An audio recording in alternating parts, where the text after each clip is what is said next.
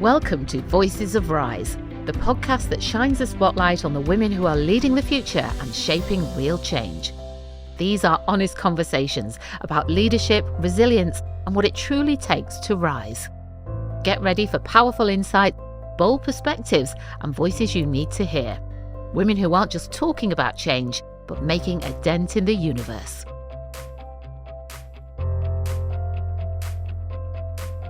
Welcome to the podcast, Julie. Thank you for having me.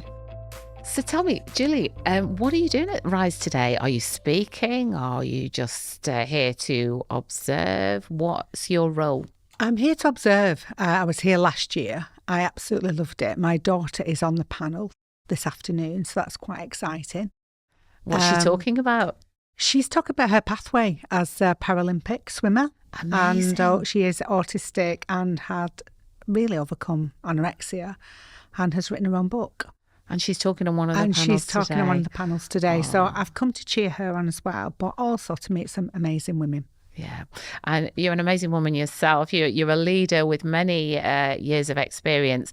So tell us what your background is in leadership. My background is I started as a very young teacher and worked my way up very, very quickly in sort of 14 to 19-year-olds and got to the point where I was leading practice and seeing very young children come through the doors who I felt had been missed in education. And these were children doing the GCSEs and A-levels, and I would think, how have they got through their learning journey? And having had my own daughter and seen what that early education would look like, I really believed there was a gap that I could fill. So whilst I was pregnant and on maternity leave, I set my own business up and opened a children's nursery, just like you do. So tell us what the name of the nursery is. The nursery is Eagle Schoolhouse Nurseries. I've got 2 now. So when you first set that nursery up, did you actually know what you were doing? How did you know how to even do that? That's a good point. The passion was there and I knew I could make a difference. And that has always been inside me from all my life. I've always, whatever I've done, whatever I've turned to, it's about outcomes, it's about impact. And I think having my daughter and seeing the potential she had and what nursery couldn't meet in her, I knew I could offer that. So yeah, I had no experience, but I did have a business degree. I did have experience in education. I'd led other staff. I've trained. I'd worked with Ofsted. I knew it was something that was reachable and achievable. So you really felt like those early years were absolutely vital further down the line. You really felt that strongly. Absolutely. Give you the child at 3, you can predict what GCSEs they can get. Really? Yes. You actually believe it happens so soon? It happens so soon. Goodness me. So as well as the nursery, you also have Mini Minds Matter. Yeah. So tell us a bit about that. So Mini Minds Matter was born because I've always underpinned a growth mindset as a curriculum in my setting. And when COVID hit, I saw the vast difference of children that stayed in nursery while the parents worked and those that were kept at home. And those children returning had almost regressed in communication and language, in resilience. And I think picked probably that up from the parents because everybody was terrified. So they'd lived in a world with no connection. So although we had the growth mindset, I knew that they needed something a little bit more. And I'd produced this idea of a dinosaur coming back to nursery to try and get people back in to not be frightened. So I'd done sort of footprints of a dinosaur around the nursery. It was, can you find our dinosaur? We called him Wellosaurus. I made a little song up about keeping the children safe at nursery. And sort of that got into the press, really, and a lot of the schools were saying, can we use that idea? That's amazing, because children were doing drive-bys to find the dinosaur footprints. And I said, yeah, that's absolutely fine.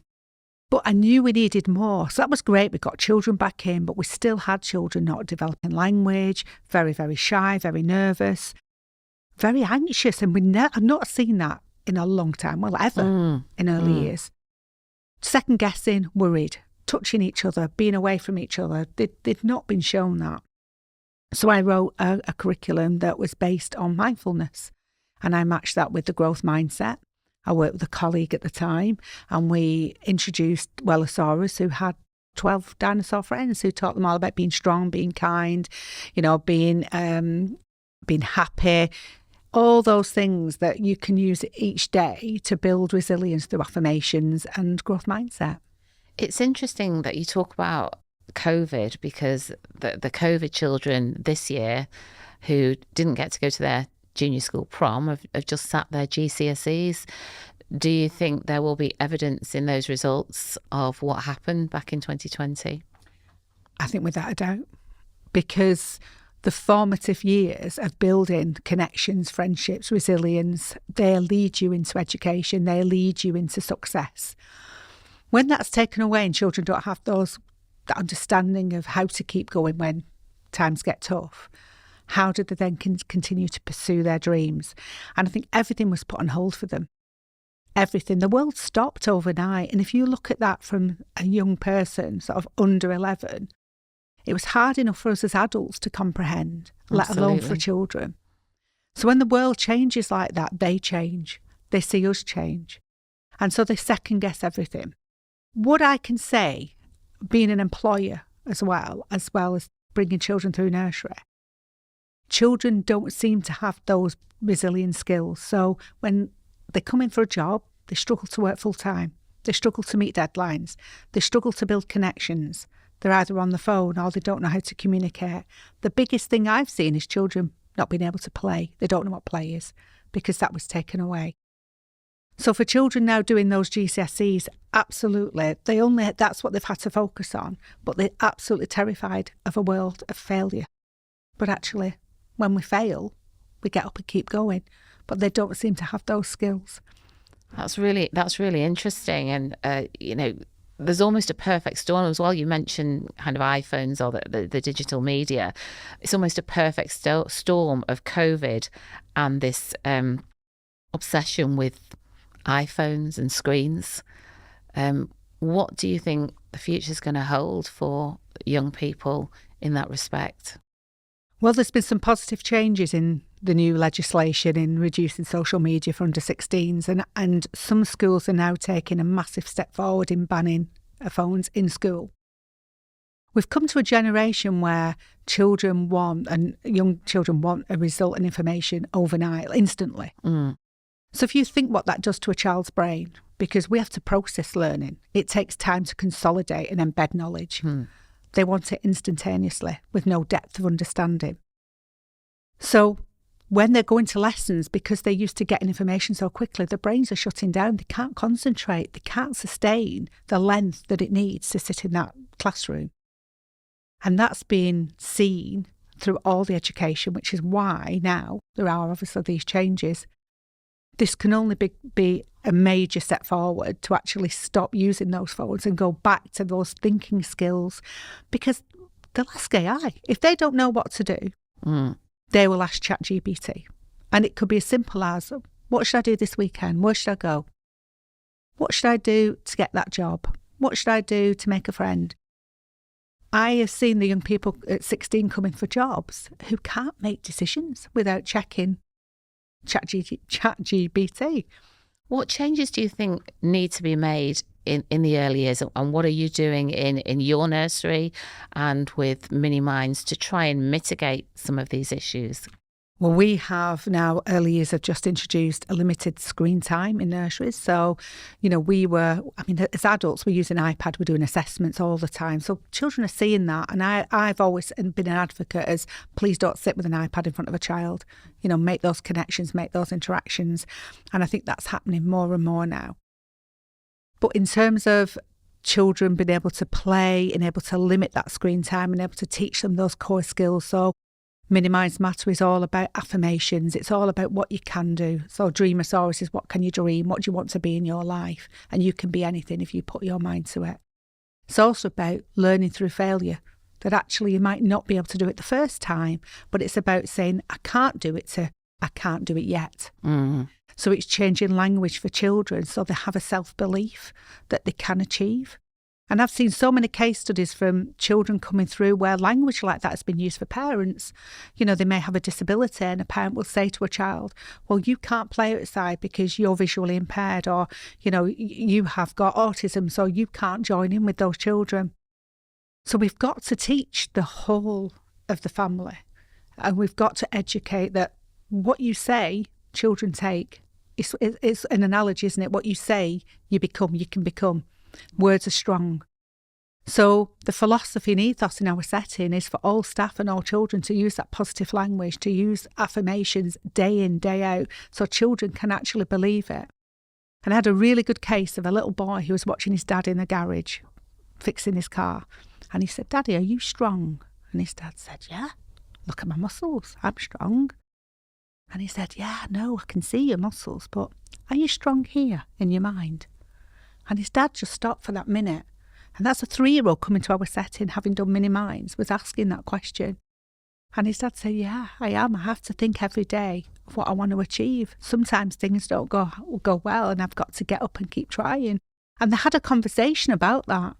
So if anything, what Mini Minds is doing is opening that dialogue, letting our children learn about emotions, that it's okay to have big emotions. It's okay to feel unhappy and sad, and it's okay to feel angry, but I've got a toolkit now to deal with that. Yeah, and that will make me strong. The emotional resilience. And that is absolutely what is lacking today with these young people coming through. So if I can teach the next generation, then we're in for a winner. You've been a leader in education, Julie, for a long time now.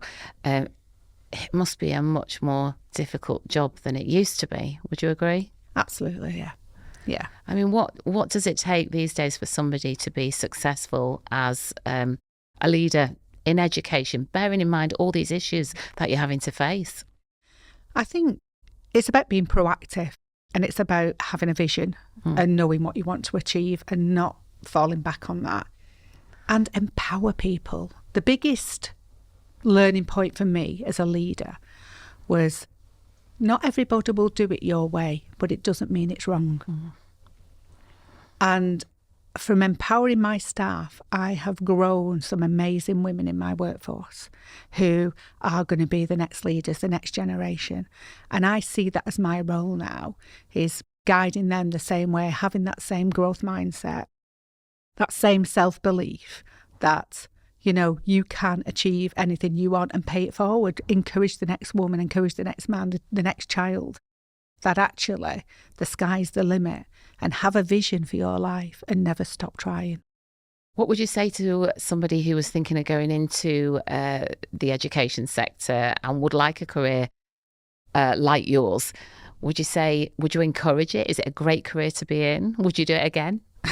I don't know. I have learned so much about myself, and I know I've had impact on so many children. I never did it for the money, and that is not how I am. I'm not money motivated, I'm impact driven. So if you are somebody that wants to make a difference and you are passionate, and I think that's the word, passion, because you have to have that to work in education, because that can't be taught. It has to be within you. And if you have that, you go for that all the way, because you can be an agent of change. And that's something I've proven time and time again. I've not always followed the Ofsted guidelines. I know when they come in, they challenge me on the things that I've introduced and say, well, how can that work? But what I can prove is I can prove impact. And if you've got the courage to do that, then absolutely do it. And I don't regret it. I'm working with children, knowing the difference you can make in their life. You know, you look at those children becoming adults and think, I'm at the starting point. I'm a neurologist here. And I can shape that baby's or child's brain in the best way I can so they're ready for the world. It's interesting what you were saying earlier as well about how important those very early years are. And the Princess of Wales has actually taken on board early years as one of her focuses. Has that helped? I think so. I think it takes somebody, doesn't it, in power to actually recognise the importance of early years. And we know they're the foundation years. They call them the foundation years for that reason. We need more people behind her. We need the government. We need to look at Scandinavian countries where government don't influence education. The right people influence education. We know what makes that work. When the government are not funding things properly and minimising things, saying, like, for example, you get free childcare. Well, that undervalues what you're doing straight away. And actually nothing's free. And to invest in children is absolutely essential. So the money should be there. And working parents should get funded childcare because we want people to work. We want to have good role models for our children. So I think if she is an advocate, which she is, then please follow her and please believe and come and see me because I'd love her to come to my setting. I've had the Children's Commissioner at our setting and she was blown away. So I'd love to show what we do. Yeah, wouldn't that be great if she did come? Oh, yeah. Where can people find you, Julie? You're on LinkedIn. Yeah, I'm on LinkedIn and I have a Facebook page. I've got Mini Minds Matter. I've got Eagles Schoolhouse Nursery's website. You can find me anywhere. And if anyone wants to come and have a look at the settings and have a chat with me and connect, I am here to share my experience. Julie, thank you so much for joining us on the podcast. It's been fascinating talking to you. Thank you.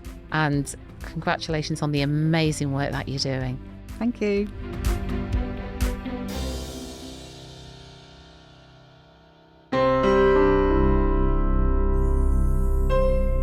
The Voices of Rise podcast is sponsored and produced by Applehead Media.